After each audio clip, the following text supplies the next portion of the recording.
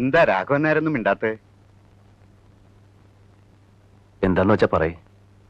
50 പവൻ കൊടുക്കാം. ബാക്കി എന്താണെന്ന് വെച്ചാൽ തീരുമാനിച്ചോ.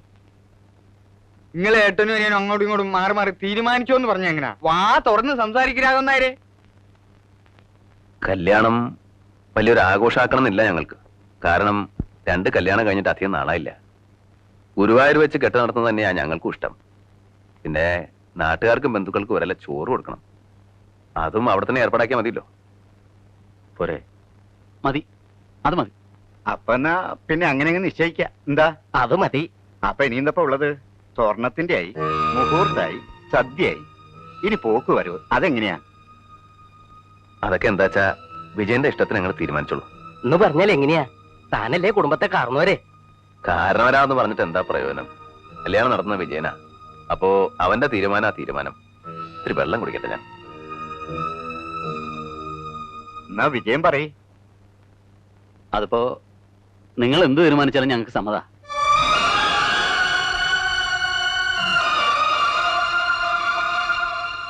എന്തിനാ ഇങ്ങനെ വിഷമിക്കണേ? ഏയ് വിഷമൊന്നുമില്ല. നമുക്ക് അവളുടെ കല്യാണം നടന്നാ പോരെ? വല്യേട്ടാ, വല്യേട്ടന് എന്താ പറ്റിയേ? ഒന്നുമില്ല. അല്ല, ഇങ്ങനെയല്ല എന്റെ വല്യേട്ടൻ. എന്റെ വല്യേട്ടൻ ഇങ്ങനെ തലയും താഴ്ത്തിയിരിക്കില്ല. ഏയ് അങ്ങനെയൊന്നുമില്ല. നിനക്കിഷ്ടായോ ആളെ? നിന്നോടുള്ള വാക്ക് പാലിക്കണം. ഇതൊന്നും നടന്നു കാണണം. പിന്നെ വലിയേട്ടൻ ഏത് പാതാളത്തിലേക്കും താഴാം.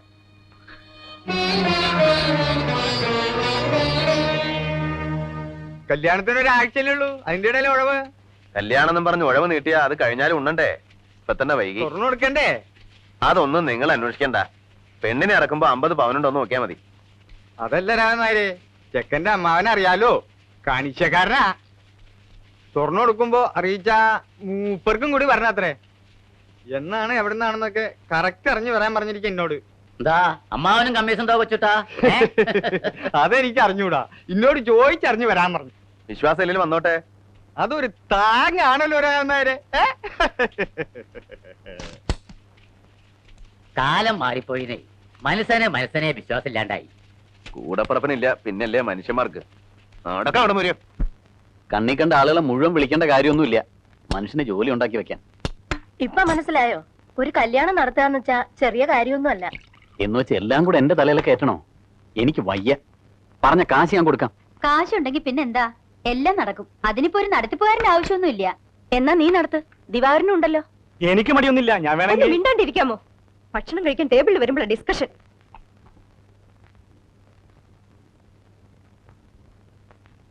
നിന്നെ കാണാണ്ടായപ്പോ ഞങ്ങൾ അങ്ങിരുന്നു. ഒരു പാത്രം ഇങ്ങെടുക്കും മാലു. സുധന്തി അവള് കുളിക്കുക. കൊച്ചൂട്ടൻ വന്നിരുന്നു. സ്വർണ്ണം എടുക്കാൻ എന്ന് ചെല്ലൂന്ന് അറിയാൻ രാധാകൃഷ്ണന്റെ അമ്മാവൻ പറഞ്ഞു വിട്ടതാ. ബുധനാഴ്ചന്ന് പറഞ്ഞു ഞാൻ. ബുധനാഴ്ച എടുത്തൂടെ? ഓ, എന്നു വേണമെങ്കിലും എടുക്കാം. ചൊവ്വാഴ്ച കാശ് എടുക്കല്ലേ? എന്താ ശോഭേ? ശോഭേ, എന്താ പറ്റിയതാവോ? മനം പുരട്ടിയും തോന്നുന്നു. മനസ്സിൽ പിടിക്കാതെ വല്ലതും കഴിച്ചിട്ടുണ്ടാവും. ഒന്നുമില്ല, നീ എവിടെ ഇരിക്കെ, ഞാൻ നോക്കിക്കോളാം. 2 ദിവസമായി ഞാൻ ശ്രദ്ധിക്കണം. ഒരു വിളർച്ചയും ഒരു അലസതയും. വൈകിട്ട് ടൗണിൽ പോയി ഏതെങ്കിലും നല്ലൊരു ലേഡി ഡോക്ടറെ കാണിക്കേ. കൃഷ്ണ, ഗുരുവായൂരപ്പ. നിനക്ക് മനസ്സിലായില്ലേ? കുടുംബത്തെ അംഗസംഖ്യ കൂടാൻ പോണു. ഇത്തിരി വെള്ളം കൂടി കുടിക്കേ. മതി, വേണ്ടെന്ന് പറഞ്ഞില്ലേ? ഇത്തിരി കുടിക്കും മോളെ, ഇല്ലെങ്കിൽ എന്നെയും ഛർദിക്കും. ഛർദിച്ചോട്ടെ. വേണ്ടെങ്കിൽ കുടിക്കണ്ട. വേഗം റെഡിയാവും. നമുക്ക് ആ ഡോക്ടർ മല്ലിയെ ഒന്ന് കാണാം. എനിക്കൊരു ഡോക്ടറെയും കാണണ്ട. നിങ്ങളുടെ ഏട്ടനോടൊന്ന് പറഞ്ഞാ മതി. ഭക്ഷണം കഴിക്കുന്ന സമയത്തെങ്കിലും പാടത്തുനിന്ന് നേരെ കയറി വരാണ്ടിരിക്കാം. ചെളിയുടെയും വേർപ്പിന്റെ നാറ്റം സഹിക്കാൻ പറ്റണില്ല.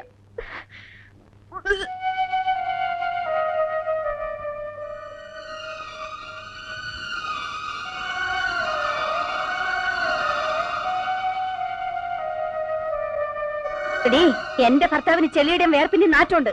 ഈ നിൽക്കുന്നുണ്ടല്ലോ നിന്റെ ഭർത്താവ്, ആ ചെല്ലിയുടെ വേർപ്പിന്റെ വിലയാ. ഞാനത് സഹിച്ചോണ്ടോന്നുണ്ടോ? എന്നാലും അങ്ങനെ പറഞ്ഞല്ലോ നീ. വേറൊന്നുമല്ല പറഞ്ഞത്. വേർപ്പും ചെളിയും കഴി വൃത്തിയാക്കി വരണമെന്നേ ഞാൻ മീൻ ചെയ്തുള്ളൂ. എന്നാലും അത് ഇൻസൾട്ടായി. എന്റെ ഏട്ടാ, ആ വേർപ്പിന്റെ ചെളിയുടെയും മണം നമ്മുടെ മണോ? ഈ വീടിന്റെ മണോ? എന്നിട്ട് കേട്ട് നിൽക്കണ്ടല്ലോ. സുധേ, ശോഭ മീൻ ചെയ്തത് എന്ത് മീൻ ചെയ്താലും ഏട്ടന്റെ സ്ഥാനത്ത് ഞാനാണെങ്കിൽ മുഖത്തടിച്ചേനെ. ആരായാലും നിനക്കെന്നെ അടിക്കണോ അല്ലേടി? എന്റെ മനസ്സിൽ നിങ്ങളെ ഞാൻ 1000 വട്ടം അടിച്ചു കഴിഞ്ഞു. മിണ്ടാതെ പോടി അവിടുന്ന്. അവള് പ്രസവിക്കണം. വേണ്ട, അവള് പറയട്ടെ, ഞാനത് കേൾക്കണം. തോന്നിയ ദിവസം പറഞ്ഞാലുണ്ടല്ലോ, ശോഭയ്ക്ക് ഒരു വാക്ക് പഴച്ചു. അതിന് എല്ലാവരും കൂടെ അവളിട്ട് മറക്കണോ? നിന്റെ കല്യാണം നടക്കണമെങ്കിലേ ഈ ശോഭ തന്നെ കനിയണം. അതറിയാമോ നിനക്ക്? അറിയാം. എന്നിട്ടാ നീ അവളുടെ നേരെ കിടന്ന് ചാടുന്നത്? അവളുടെ കാശ് വേണം എല്ലാവർക്കും. അവള് ചീത്ത. എന്ന് വെച്ച് എന്റെ വല്യേട്ടനെ വേദനിപ്പിച്ചാലുണ്ടല്ലോ, ഞാനത് സഹിക്കില്ല. എനിക്ക് ആരുടെ കനിവ് വേണ്ട. ലാളിച്ച് അഹങ്കാരം കണ്ടോ? അത് പോട്ടെ, ശോഭ വിഷമിക്കണ്ട. ഞാനെന്തിനാ വിഷമിക്കണേ? അത്ര വലിയ തെറ്റൊന്നും ഞാൻ പറഞ്ഞിട്ടില്ല, ചെയ്തിട്ടില്ല.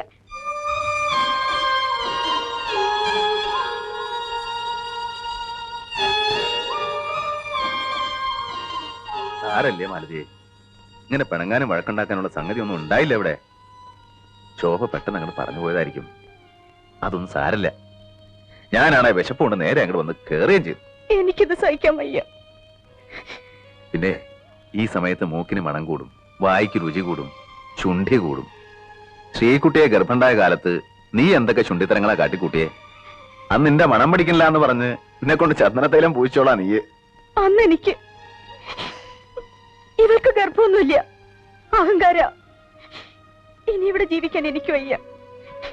നമുക്ക് എങ്ങടെങ്കിലും മാറാം. ഒരു കൊച്ചു വീട് മതി. എന്താ മാലതി ഈ പറയണേ? പിന്നെ ഇവിടത്തെ കാര്യങ്ങൾക്ക് ആര് നോക്കും? ആര് നോക്കിയാലും കൊള്ളാം. ഓരോരുത്തർ അവകാശം പറഞ്ഞ് നിൽക്കണുണ്ടല്ലോ, വായിച്ചു കൊടുക്ക്.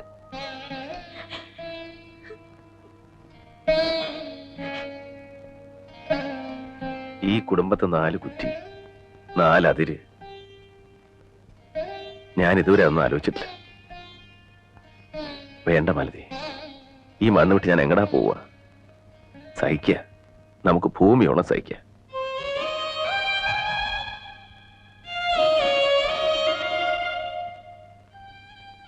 സുധയുടെ കല്യാണം കൂടെ ഒന്ന് കഴിഞ്ഞു കിട്ടിയാൽ മതി. പിന്നെ നമുക്കിവിടെ ഒരു മുറി മതി. നമുക്ക് ഒതുങ്ങിക്കൂടിയാ പോരെ? എന്റെ മുഖത്തടിച്ച പോലെ തന്നെയാ അത്. അവളുടെ കല്യാണം നടന്നാലും കൊള്ളാം, നടന്നില്ലെങ്കിലും കൊള്ളാം. ഇനി എനിക്ക് അവളായിട്ട് ഒരു ബന്ധവുമില്ല. ശോഭേ, ഇക്കാര്യത്തിൽ വാശി കാണിക്കരുത്. അവളൊരു വിവരമില്ലാത്ത പെണ്ണാ. പണം കൊടുക്കാന്ന് നമ്മൾ വാക്ക് പറഞ്ഞതാ. ബുധനാഴ്ച സ്വർണ്ണം എടുക്കാന്ന് ഏട്ടൻ പറഞ്ഞു വിടുകയും ചെയ്തു. പറഞ്ഞു വിട്ടെങ്കിൽ എടുക്കട്ടെ. അവൾക്ക് കല്യാണമല്ലല്ലോ വലുത്, വല്യേട്ടനല്ലേ. വല്യേട്ടൻ നടത്തി കൊടുക്കട്ടെ. എനിക്ക് എന്റെ അച്ഛൻ തന്ന പണമാ. അതെന്റെ ആവശ്യങ്ങൾക്കാ. അതെല്ലാം നിങ്ങളുടെ അനിയത്തിയുടെ കല്യാണം നടത്താനല്ല. ഇത് ചതിയാണ്. കൊടുക്കാൻ പറ്റില്ലെങ്കിൽ അന്ന് പറയണം, അല്ലാണ്ട് ഈ അവസാന നിമിഷത്തിലല്ല. കൊടുക്കാന്ന് പറഞ്ഞതേ എന്റെ സൗജന്യാണ്, അല്ലെങ്കിൽ ദയ. അത് വേണ്ടാത്തവർക്ക് ഞാൻ കൊടുക്കണോ? നീ എന്നിട്ട് കുരങ്ങളിപ്പിക്കാണല്ലേ? അങ്ങനെ ആയതുകൊണ്ടല്ലേ കളിക്കണേ. സഹിക്കണേലും അതിലുണ്ട്. പണം, അന്തസ്സും വിദ്യാഭ്യാസം ഒന്നും ഉണ്ടായിട്ട് കാര്യമില്ല. മനസാക്ഷി വേണോടി, മനസാക്ഷി. ഓ, മനസാക്ഷിയുള്ള ആള്. മോഹിച്ച പെണ്ണിന് പുറംകാലം കൊണ്ട് തട്ടിയിട്ട് എന്റെ അച്ഛന്റെ പണവും അന്തസ്സും കണ്ട് വാലാട്ടി നിന്നത് മനസാക്ഷിയുള്ളതുകൊണ്ടാണല്ലോ. ഒരു കാര്യം മനസ്സിലാക്കണം, അഡ്വക്കേറ്റ് വിജയകുമാരൻ നായർ ഒരു റെയർ സ്പീഷീസ് ഒന്നുമല്ല. എനിക്ക് നിങ്ങളോടൊപ്പം ജീവിക്കാൻ ഇഷ്ടമല്ല എന്ന് പറഞ്ഞ മറ്റൊരു വിജയകുമാരൻ നായരെ കണ്ടെത്താൻ എന്റെ അച്ഛന് ഒരു ബുദ്ധിമുട്ടും ഇല്ല. പക്ഷേ അഡ്വക്കേറ്റ് വിജയകുമാരൻ നായർക്ക് ഒരു രാമൻകുട്ടി മേനോന്റെ മകളെ കിട്ടിയത് ഭാഗ്യാണ്, ലോട്ടറി. അതെപ്പോഴും കിട്ടില്ല. ഞാൻ എന്ത് ചെയ്യും ശോഭേ? ഏട്ടനോട് ഞാൻ എന്ത് പറയും? വിഷമിക്കേണ്ട കാര്യമൊന്നുമില്ല. മനസ്സിലാക്കാൻ വേണ്ടി പറഞ്ഞേ ഉള്ളൂ. നിങ്ങളോട് എനിക്ക് ഇഷ്ടം തന്നെയാണ്. നിങ്ങളുടെ വില ഞാൻ കളയില്ല. എന്നോട് പറഞ്ഞതിന് എല്ലാവരും എന്റെ മുന്നിൽ വരണം.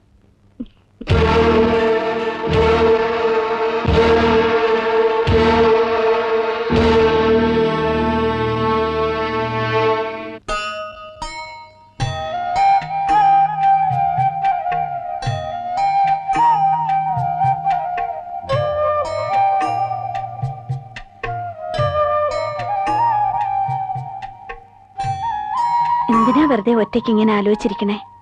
ഇന്ന് രാമായണം പോലും വായിച്ചില്ല. ഞാൻ ചോറ് വിളമ്പട്ടെ? ഇന്ന് ഉച്ചയ്ക്ക് ഒന്നും കഴിച്ചില്ലല്ലോ. പിന്നെ മതി, എല്ലാരെയും കഴിയട്ടെ. ഇനി അതാ ഇവിടത്തെ പതിവ്. എല്ലാവരുടെയും കഴിഞ്ഞിട്ട് നമുക്ക്. ഒരു കുഴപ്പമില്ലല്ലോ.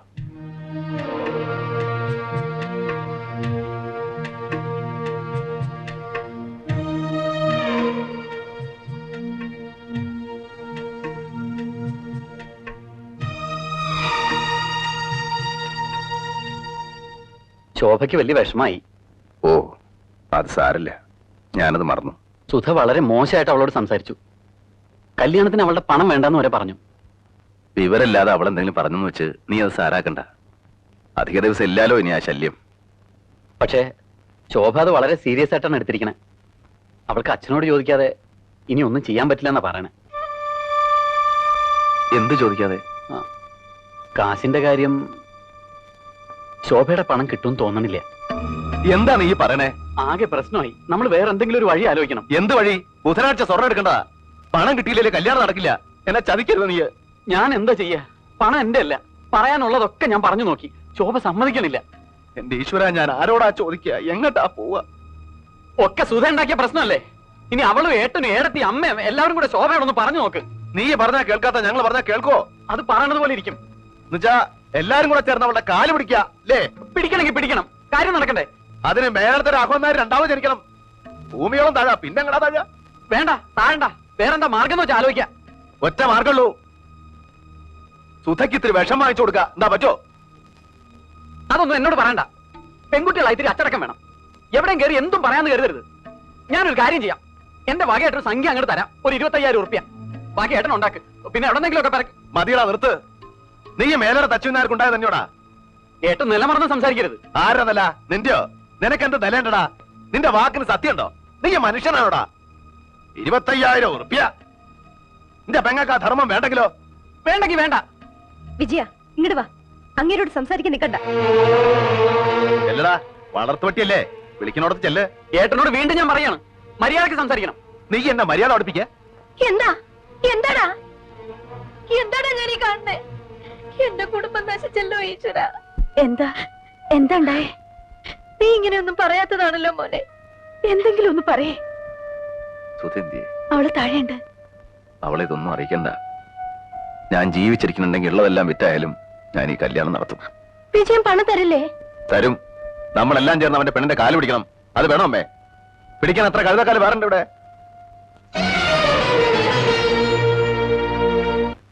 നിങ്ങളുടെ ഒരു കാര്യത്തിനും വരരുതെന്ന് കരുതിയതാ.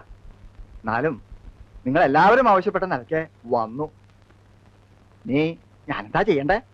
എന്തായാലും നമ്മുടെ കുടുംബത്തെ മൂത്ത കാരണം ഒരു വല്യമാമ തന്നെയാണ്. വല്യമാമ ഒന്ന് ആലോചിച്ച് നോക്ക്.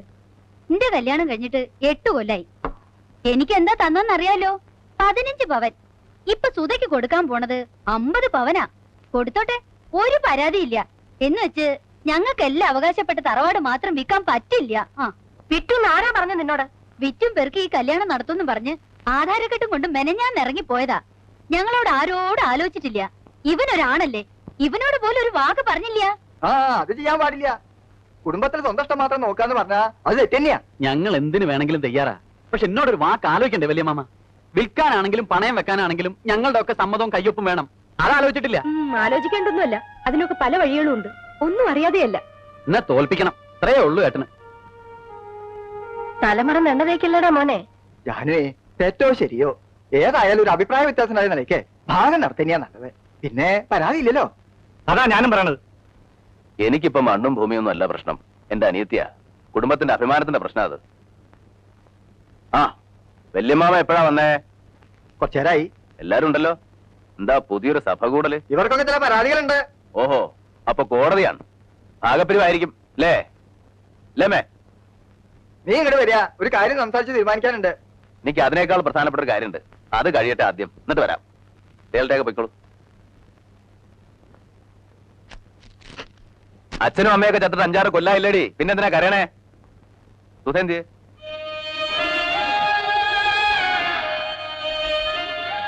ഇവളുടെ മുഖം എന്താ വല്ലാണ്ടിരിക്കണേ? അവള് കരച്ചില് തന്നെയാ. കുടുംബത്ത് കലഹം ഉണ്ടാക്കിയിട്ട് ഈ കല്യാണം നടത്തണ്ടെന്നാ പറയണേ. ഒറ്റ വീക്കിയാൻ വെക്കും. കുടുംബത്തെ കാര്യമൊന്നും നീ നോക്കണ്ട. നീ നിന്റെ കുടുംബം ഉണ്ടാവുമ്പോ നോക്കിയാ മതി. വല്യേട്ടനെ എല്ലാരും ഒറ്റപ്പെടുത്തും. വല്യേട്ടനെ എല്ലാവർക്കും ഒറ്റപ്പെടുത്താം. പക്ഷെ വല്യേട്ടൻ ഒറ്റപ്പെടാൻ വയ്യല്ലോ. അതല്ലേ വല്യേട്ടന്റെ കുരുക്ക്. ദാ, എല്ലാം ഉണ്ട്. പക്ഷെ 50 പവനില്ല. എന്ന് വെച്ച് കല്യാണം നടക്കാണ്ടിരിക്കാൻ പോണില്ല. നിനക്ക് അത്യാവശ്യമുള്ള പൊന്നുണ്ട്. ബാക്കി പൊന്നിന്റെ സമാധാനം ഏട്ടൻ ചെയ്തു. ദാ പോരെ.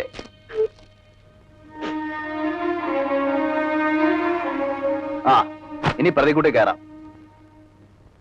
വിസ്തരിക്കാം. വക്കീലിനോ ജഡ്ജിക്കോ ആർക്ക് വേണം വിസ്തരിക്കാം. ഏട്ടൻ എന്താ പരിഹസിക്കാണോ? ഞങ്ങളോട് ആലോചിക്കാതെ ഏട്ടൻ ചെയ്യണമൊന്നും ശരിയല്ല. ഞാൻ എന്ത് ചെയ്തു? എല്ലാവരോടും ആലോചിച്ച് തന്നെ അവളുടെ കല്യാണം തീരുമാനിച്ചത്. ഒടുവിൽ നീ എന്ത് ചെയ്തു? എന്നെ വഞ്ചിച്ചു. ഇനിയും ഞാൻ ചെയ്യുന്നത് നിന്നോട് ആലോചിക്കണോ?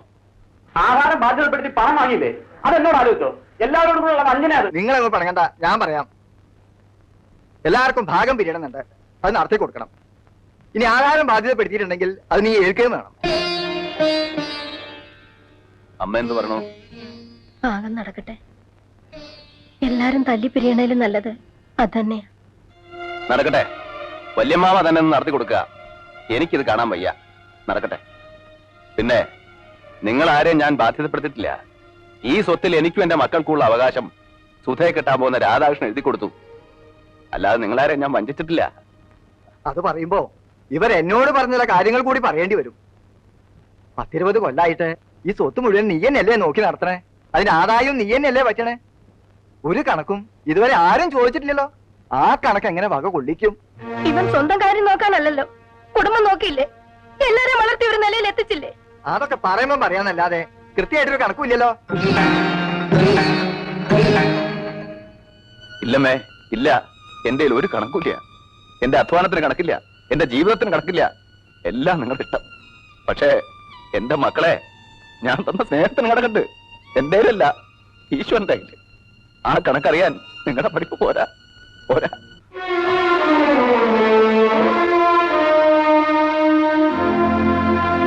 വിധിയാണ്, അത് അനുഭവിക്കണം. മാലതി, പുറപ്പെടാൻ ഒരുങ്ങിക്കോളൂ. എങ്ങോട്ടാന്നറിയില്ല, പോണം. ഇനി എന്റെ ആവശ്യമില്ല ഇവിടെ. ഞാൻ ആരുമല്ല ഇവിടെ. ഞാനും വരുന്നിന്റെ കൂടെ. അമ്മയ്ക്ക് വരാം, പക്ഷേ ഇപ്പോഴല്ല, ഒരിക്കൽ. അപ്പൊ അമ്മയുടെ വേണം, അല്ലെങ്കിൽ ശോഭ ഒറ്റയ്ക്കാവില്ലേ? അമ്മ സമാധാനിക്കും, ഒക്കെ ശരിയാവും. വേഗം വേണം, ഇനി ഒട്ടും വൈകണ്ട.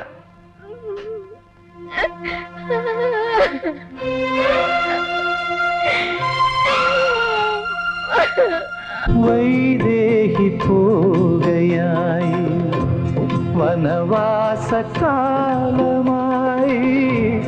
വൈദേഹി പോകയായി വനവാസകാലമായി, രാമരാജധാനി വീണ്ടും ശൂന്യമായി, വിമുഖയായി സരയൂ നദി.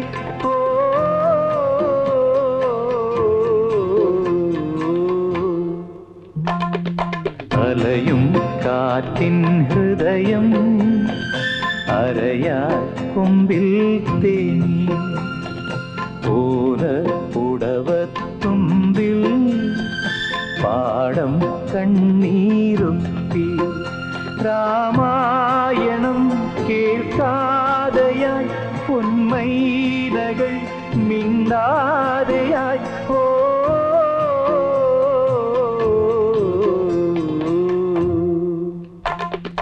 അലയും കാറ്റിൻ ഹൃദയം അരയാൽ കൊമ്പിൽ തേങ്ങി.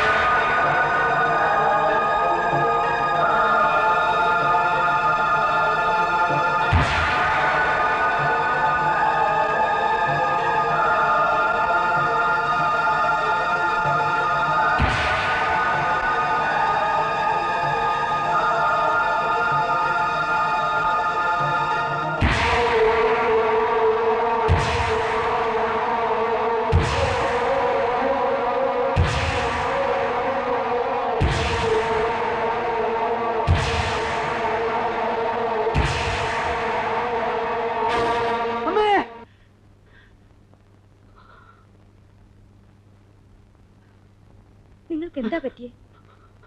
ഒന്നുമില്ല. ഒന്നുമില്ലാണ്ട് അലറിയത് എന്താണെന്ന് പറഞ്ഞൂടെ?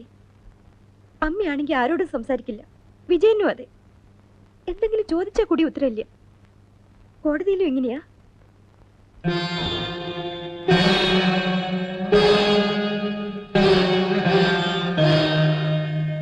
എനിക്ക് സ്വസ്ഥതയില്ല. എന്റെ ഉള്ളിൽ നീറാണ്. ഉറക്കം പോലും കിട്ടണില്ല.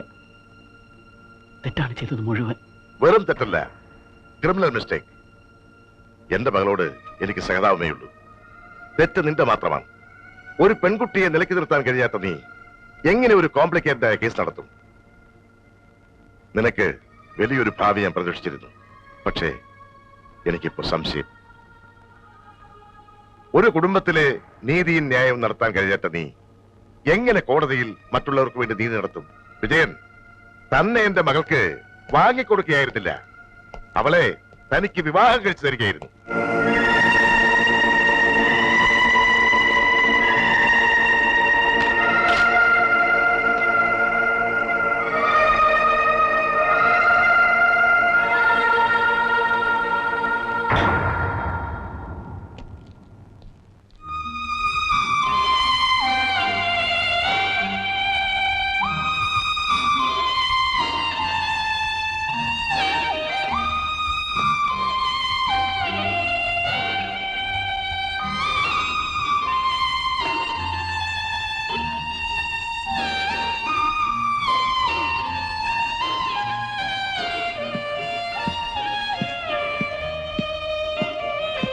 ഞാൻ വിചാരിച്ചു അത് ഫ്രണ്ടിൽ നിന്ന് മാറ്റണമെന്ന്. എന്തിനാ അത് ഇങ്ങോട്ട് കൊണ്ടുവന്നത്? ഒന്നും അല്ലെങ്കിൽ മച്ചിന്റെ മുകളിൽ കൊണ്ട് ഡംപ് ചെയ്, അല്ലെങ്കിൽ ആർക്കെങ്കിലും കൊടുക്ക്. ഇതെനിക്ക് വേണം. എങ്കിൽ ഈ വൃത്തിയായിട്ട ക്ലോത്ത് മാറ്റി ആകെ ഒന്ന് ക്ലീൻ ചെയ്ത് പോളിഷ് ചെയ്യും. വേണ്ട, ഇതിങ്ങനെ തന്നെ ഇരിക്കണം. ഓ, ഈ ഏട്ടന്റെ ഓർമ്മയ്ക്ക്. ഓർമ്മയ്ക്കല്ല, അതിനെനിക്ക് ഇതിന്റെ ആവശ്യമില്ല. ഒരു ധൈര്യത്തിന്. ഞാൻ ഒറ്റയ്ക്കല്ല എന്ന ധൈര്യത്തിന്. ഓ, സെന്റിമെന്റ്സ് പാരമ്പര്യമായിട്ടുണ്ടല്ലോ ഈ ചീപ്പ് സെന്റിമെന്റ്സ്.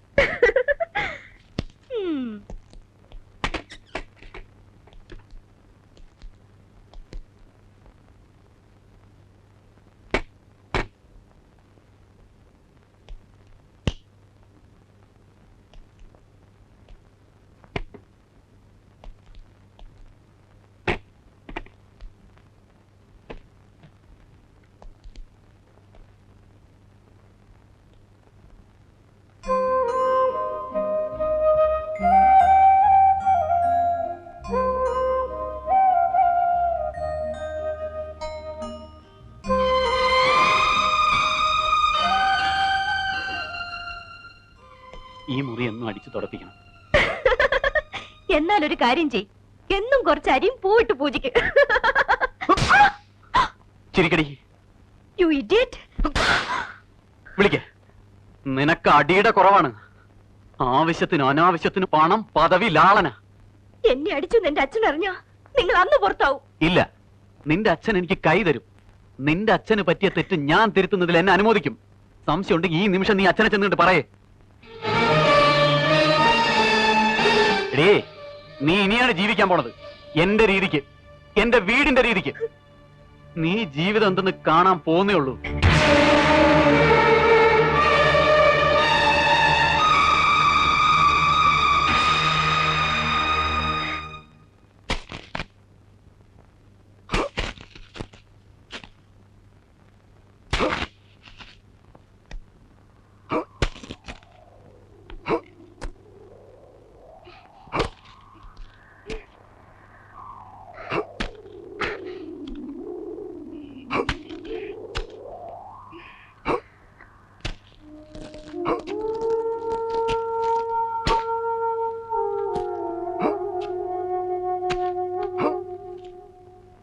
വെള്ളം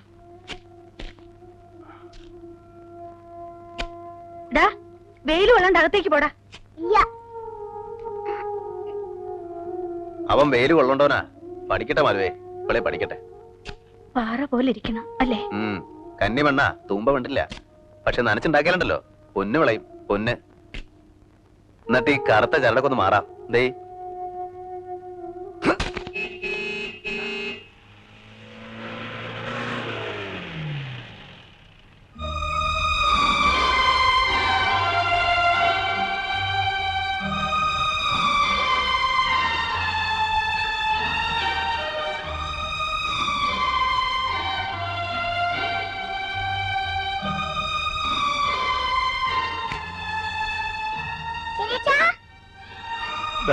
ഉണ്ടുണ്ണി.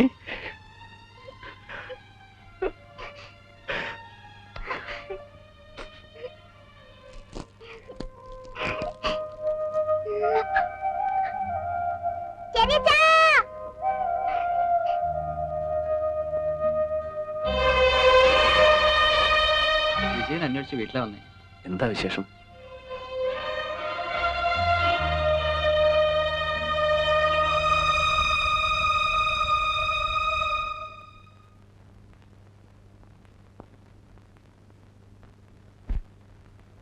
എന്നെ ശപിക്കരുത് ഏട്ടാ.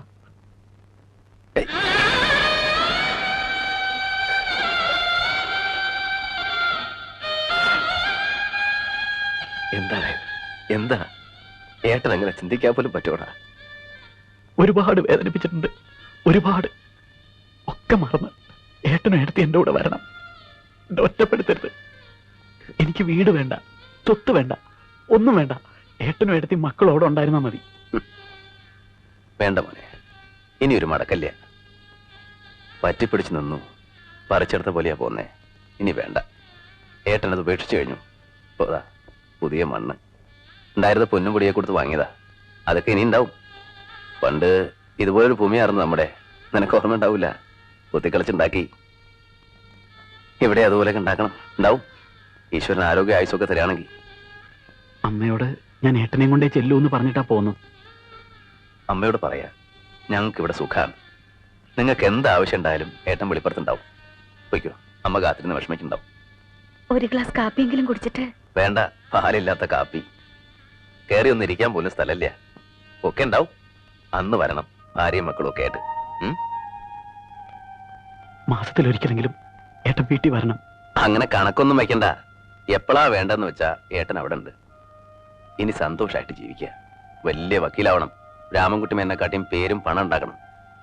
ഇവിടെ ഈ തമിഴന്മാരോടൊക്കെ ഏട്ടനൊന്ന് വീമ്പിളക്കാലോ.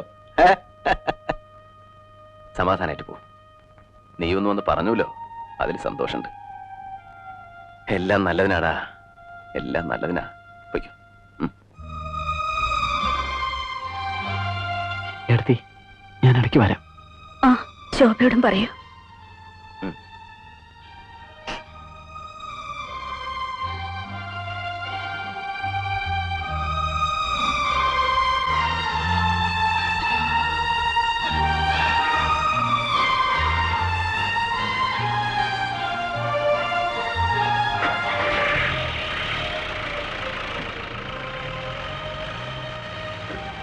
എല്ലാ വിഷമവും മാറി.